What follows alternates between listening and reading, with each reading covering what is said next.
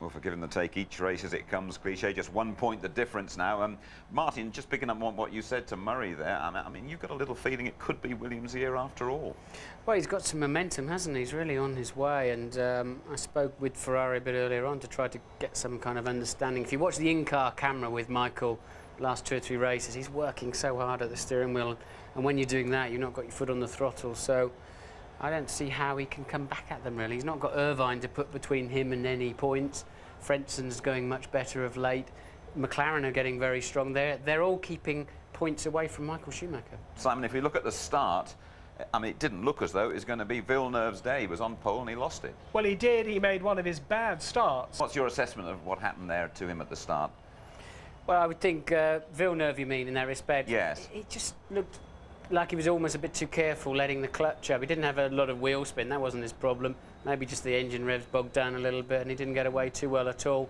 Then, of course, you're on the defensive then when you go into the first corner because everybody's coming at you. There were some great starts in there. It's worth watching a few times later on, actually. Yeah, absolutely. Mika Hakkinen, Tony, a lot of people had high hopes of Mika Hakkinen. He still can't win a Grand Prix. He couldn't complete a lap today, could he? It's heartbreak for him yet again. I mean, what does he have to do, the guy? He got pole snatched from him. He made a brilliant start, and as Martin said, McLaren have been so good of late, and there it is. The engine just goes and lets him go again. You know, he's lost a 3rd place. He was disqualified in Spa. He's only had 2 3rd places this year. He just must be wondering what he has to do. But what he has to do is keep gritting his teeth. Mika, I'm so sorry for you. What happened? Looks like the engine failed. So when that failed, you know, it's just exploded in the first lap, but that's it. The game is over. Devastating for you. Yes. Devastating for him, Martin. What's your assessment of Mika? Is it just plain bad luck or what? I always say you make your own luck, but what could he do about that? I mean, unless there was some kind of funny noise at the end of the warm-up lap this morning he failed to mention, or so that's the only way he can contribute to that. Otherwise, you're in the lap of the engine builder or the gearbox builder or whatever happens to fail on you. It's interesting how it swung in McLaren, hasn't it? I mean, David Coulthard started off and then he had a quiet time. It looks as though Mika Hakkinen was coming on strong. And now Coulthard, with a win in the last race and on the podium here, he's the governor there again. Well, he is on race results. Mick has been very fast in qualifying of late, but David's keeping his head very clear. Drove a good race today, had a poor grid position in 10th, realised what he had to do. It was a very mature drive up to 2nd, and again, McLaren got him out of the pits ahead of Frenson. Absolutely. Villeneuve started to make a move after that start, didn't he? And Rubens Barrichello was the fellow who he overtook. And it started to look as though Villeneuve might just get the charge on. Well, he did indeed. But what's interesting is that Villeneuve did bide his time. This was actually lap 24 when Villeneuve attacked going down the hill into that tight right-hander. And as soon as he was there, Barrichello knew he had to let him go. We see it from the cockpit. But a late charge from Villeneuve. He certainly took it easy in the early stages. Again, just coming back to you, Martin, Jarno Trulli, I mean, he hasn't finished the race and he scored no points, but it was an exceptional effort from this young driver early on. Well, he looked very composed in the lead. There's been a lot of talk over there in the paddock this weekend that Prost doesn't want to keep him, and I saw Trulli in the Williams motorhome at some point. I don't know what they were talking to him about, but there has been some speculation that Alan's not going to keep him, but after today's very mature performance while he was in the lead, pulling away quite comfortably, didn't look too ragged. His inexperience showed when they asked him to start slowing down and saving fuel. He really didn't know how to do that. He's only got 2 seasons of circuit experience up until this year. Yes. We said before the start, and we chatted, and Eddie Irvine came in and sprayed a bit of orange juice, didn't he, over David Coulthard or something. We said, well, he might just be involved in something at the first corner, but it wasn't the first corner, Tony, it was a bit later on. No, it wasn't, but it wasn't actually Eddie Irvine's fault. You know, he'd gone off on the soft tyres, and we speculated about why Ferrari had done that. They were in trouble. And Irvine had left enough room for him, but before that, as you saw, Alesi was on the inside, and then he darted out to take his line rather late. And really, it was very, very strange. But Eddie Irvine, look how close that car was to his helmet and to the top of the car there. Very, very lucky indeed. I wonder what Eddie was thinking about Alesi's move on him.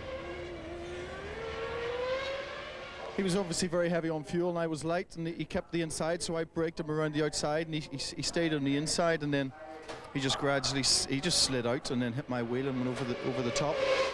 You sort of led an Eddie is innocent campaign in the commentary box. Do you still feel that? And now I've seen it again. I'm absolutely sure he's innocent, actually. I mean, Alesi lost it a bit on the way in. Swerve left him some space, and it was Alesi that started to run wide. I mean, really, I think it's even more Alesi's fault than I thought in the first place. Okay, let's have a word with Giancarlo Fisichella, shall we? Fourth in the Jordan, a good result for him, and he's talking now to James Allen. Giancarlo, very well done. A very late stop you made, but fourth today. You must be happy. Yeah, fantastic strategy. I am very happy for this result. It's incredible. I don't believe this because I was 14th on the grid, so the race was really difficult. Anyway, it's fantastic today. Congratulations, well done. He always enjoys his races. Does Giancarlo Fisichella, heading, of course, for Benetton next year. When we return in a few minutes' time, we'll have a word with Michael Schumacher.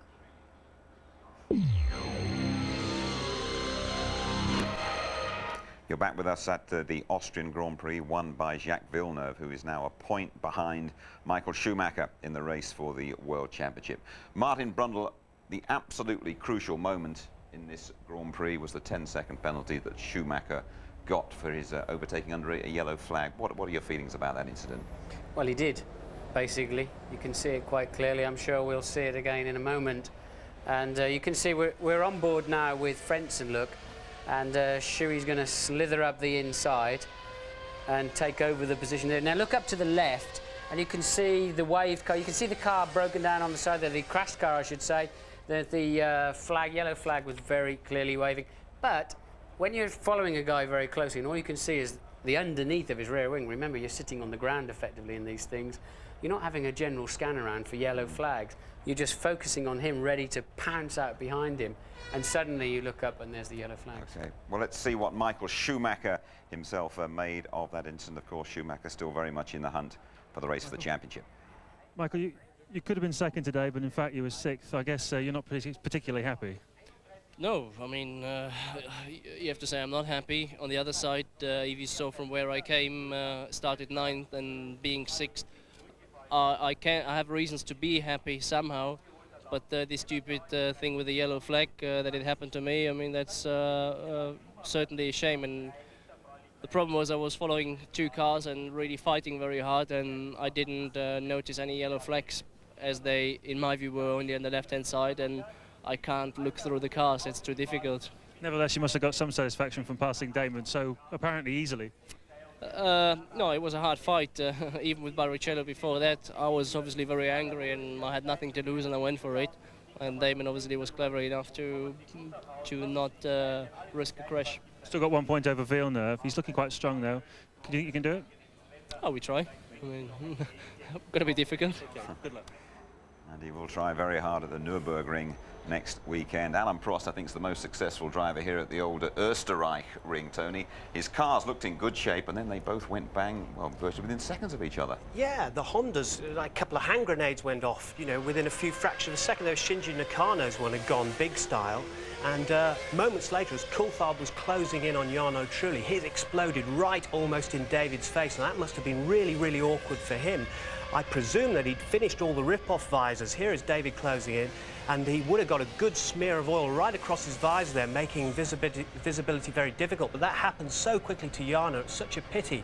And the other thing we can speculate upon is whether Honda have been trying out new bits in their engine for 1998 in this year's particular engine, because normally Honda are very, very reliable and very, very powerful, and that's very strange to see that happen to two engines so close.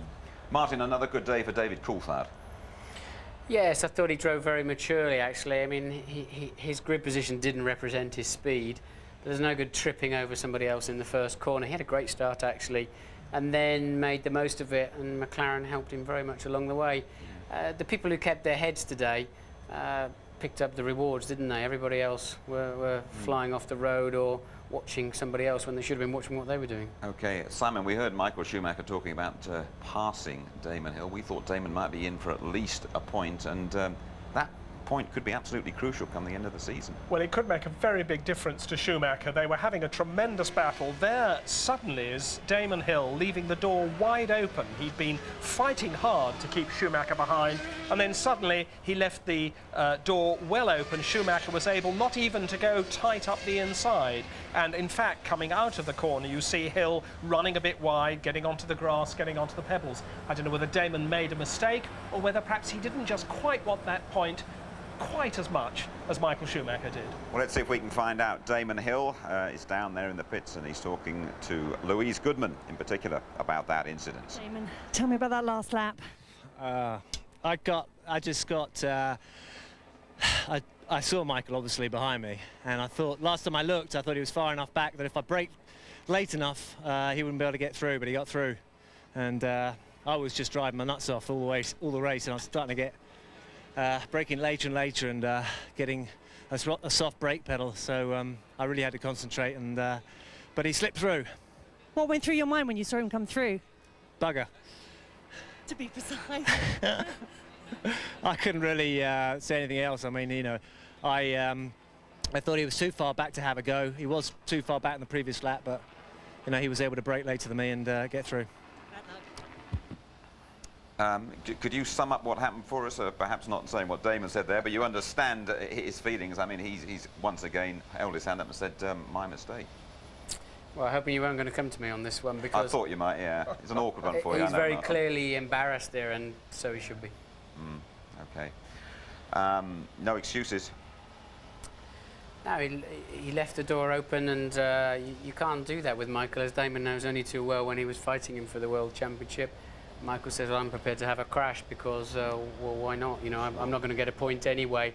And when Damon sees that again on the video, he will be double embarrassed. Okay. Now that incident we spoke about early on between Alesi and Irvine, what are your thoughts again about what actually happened there between those two?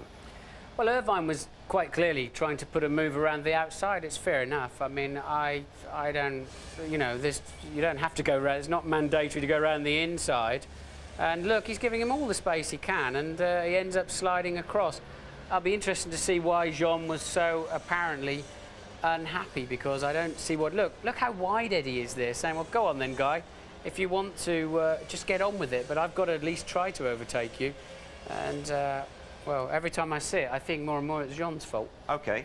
Well, Jean Alesi himself, I wonder what he has got to say about that incident. Martin thinks it's his fault. Here's Jean's view. You ready? Jean, tell me what happened. What happened is I went out of the box with the new tires and the fuel. Irvine was behind me. We did one lap like that, and then he tried to overtake me, but from the outside. And suddenly I fly, and I finished my race there. You were very, very angry when you came back. You went to look for him in the Ferrari garage. What were you going to say to him? I didn't find him, but it's better for me, because otherwise it will cost me $10,000 because the fine, because I'm extremely unhappy about the way he's driving. He's dangerous. He's extremely rude, and I don't like this kind of attitude. Dangerous, rude, doesn't like the attitude, Martin. That's strong stuff. Well, as I've said before, it's his big boys game, isn't it, really? I mean, what does he want? Does he want one of those like on the truck, sort of no entry this side and an arrow pointing past me on that side? What can you do? Let's just take a look how things are shaping up now, shall we? In the races, there's the Drivers' Championship. And, well, it couldn't be better, could it? There are 17 races, 3 to go after this. We go to Germany next weekend for the Luxembourg Grand Prix, the Nürburgring, and then it's Japan and it's Jerez. And look at that, 1 point separating Villeneuve and Schumacher. And that big battle for third place as well. Coulthard and Frentzen just a point between them. Alesi up there, and Berger not out of it either.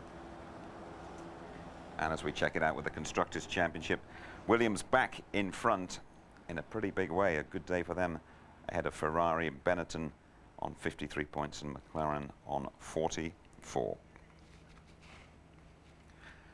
Now then, sort it out for us, and let's have a little prediction from all of you about who is going to come out on top in 3 races' time. Tony, what do you think, individual and constructors? No, you're not going to put me on the spot, Jim. First of all, I hope for the sport's sake it goes down to the... No. No, I'm the teacher. First of all, I hope it really goes down to the wire, because I think that'd be fantastic for the sport and for all of us and for the entertainment factor. But I'll just say you cannot write off Michael Schumacher. Okay, quickly, Well, Sam. it'll probably rain, be cold and miserable and slippery and horrible in Germany in a week's time, the Luxembourg Grand Prix at the Nürburgring. Schumacher will be back. He'll be mighty in horrible slippery conditions. It's going to go all the way to Spain. I said in January that Michael Schumacher will win the World Championship, but I could be wrong. Okay.